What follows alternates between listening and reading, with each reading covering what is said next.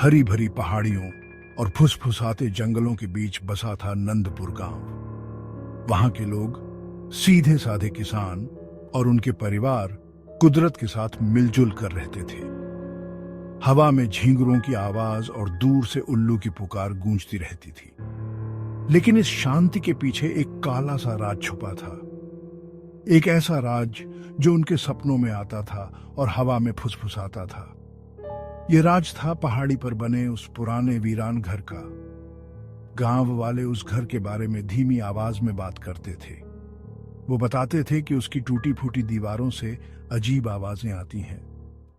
लोग कहते थे कि रात के अंधेरे में वहां परछाइयां हिलती दिखती हैं और घर के आसपास हवा में एक अजीब सी खामोशी छाई रहती है। सूरज ढलने के बाद कोई भी उस घर के पास जाने की हिम्मत नहीं करता था, क्योंकि कहा जाता था कि उस घर में भूत रहता है।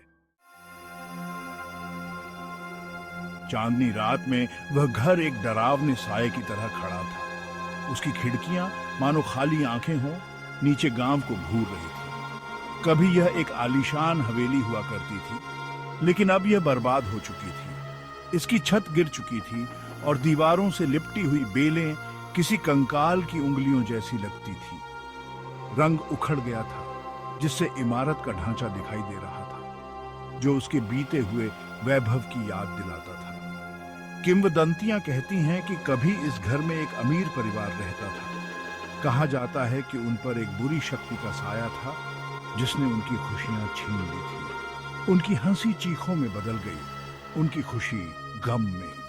अब बस सन्नाटा रह गया था। सिर्फ घर के चरमराने की आवाज आती थी, मानो वह नींद में कराह रहा हो।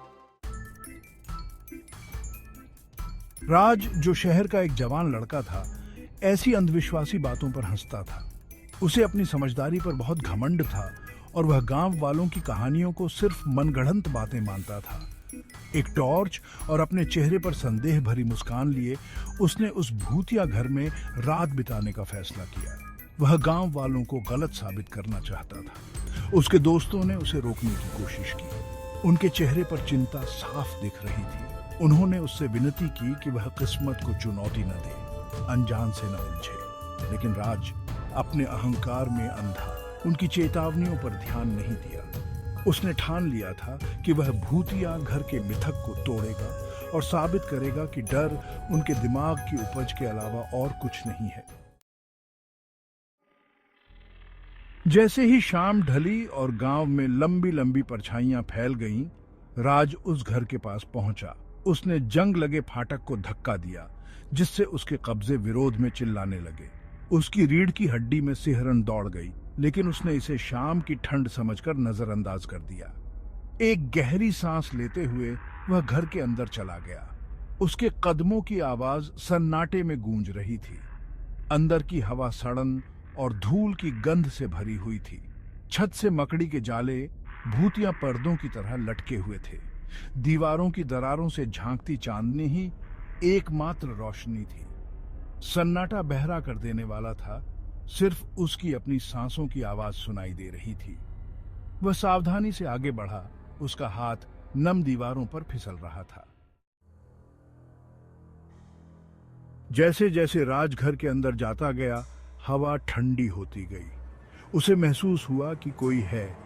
दिखाई नहीं दे रहा था, लेकिन महसूस हो रहा था जो उसे देख रहा था। उसके रोंगटे खड़े हो गए। वह रुक गया। उसका दिल जोरों से धड़क रहा था और उसने अपनी टॉर्च से कमरे में चारों ओर रोशनी की।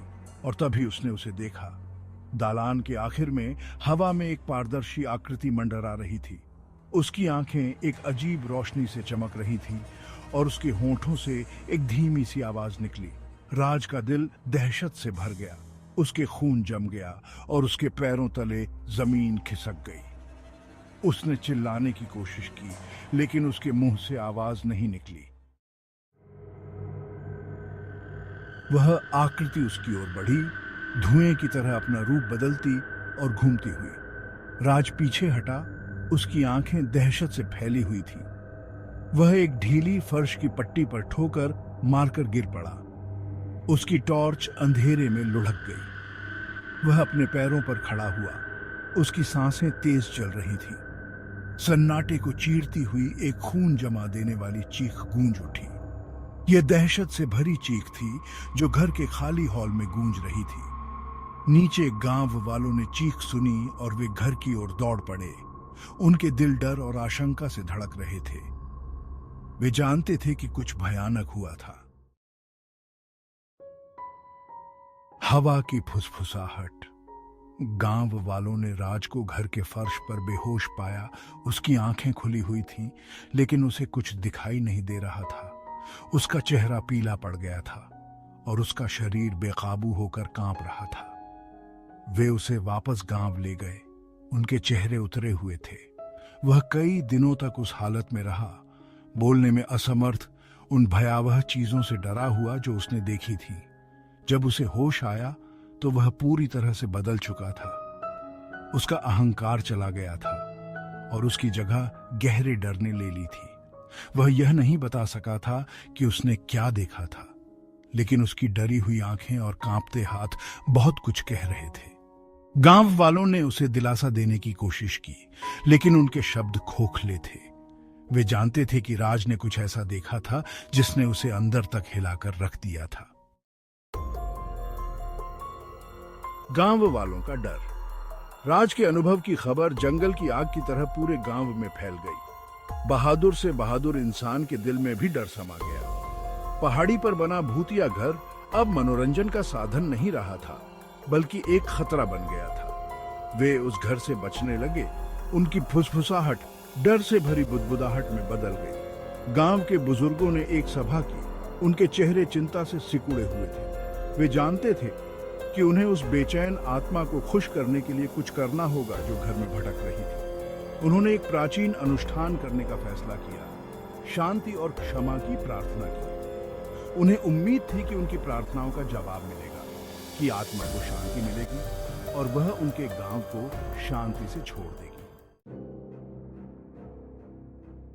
दहशत की रात। अनुष्ठान की रात ठंडी और शांत थी। गांव वाले पहाड़ी की तलहटी में इकट्ठा हुए। उनके चेहरे मशालों की टिमटिमाती लपटों से रोशन थे। हवा में अगरबत्ती की गंध और मंत्रोच्चार की आवाज थी। सफेद वस्त्र पहने बुजुर्ग प्राचीन रीति रिवाजों का पालन कर रहे थे। उनकी आवाजें ऊपर नीचे होती हुई एक साथ गूंज रही थी। जैसे ही अनुष्ठान अपने चरम पर पहुंचा, एक ठंडी हवा गांव में चली। मशालें टिमटिमाई और बुझ गईं, जिससे गांव वाले अंधेरे में डूब गए। रात में एक खून जमा देने वाली चीख गूंजी, जिसके बाद एक अजीब सी खामोशी छा गई। गांव वाले एक साथ सिकुड़ गए। उनके दिल दहशत से धड़क रहे थे। वे जानते थे कि आत्मा अभी भी मौजूद है। उसका गुस्सा साफ महसूस किया जा सकता था। रहस्य बना हुआ है। सूरज धीरे धीरे उगा, अपनी सुनहरी किरणें गांव पर बिखेरता हुआ। गांव वाले, उनके चेहरे पीले और थके हुए, पहाड़ी पर बने घर लौट आए। लेकिन घर खाली पड़ा था। दरवाजा हवा में चरमरा रहा था। आत्मा का कोई नामो निशान नहीं था। उसकी मौजूदगी का कोई सुराग नहीं था। भूतिया घर का रहस्य अनसुलझा ही रह गया। गांव वालों ने राहत की सांस ली, लेकिन वे जानते थे कि यह शांति क्षणिक है। पहाड़ी पर बना भूतिया घर अभी भी खड़ा था, जो उसकी दीवारों के भीतर छिपी भयावहता की याद दिलाता था। और रात के सन्नाटे में वे अभी भी हवा की फुसफुसाहट सुन सकते थे, जो उस भयानक चीख की गूंज अपने साथ लिए हुए थी। आत्मा भले ही चली गई हो, लेकिन डर बना रहा, और पहाड़ी पर बने भूतिया घर का रहस्य भी बना रहा।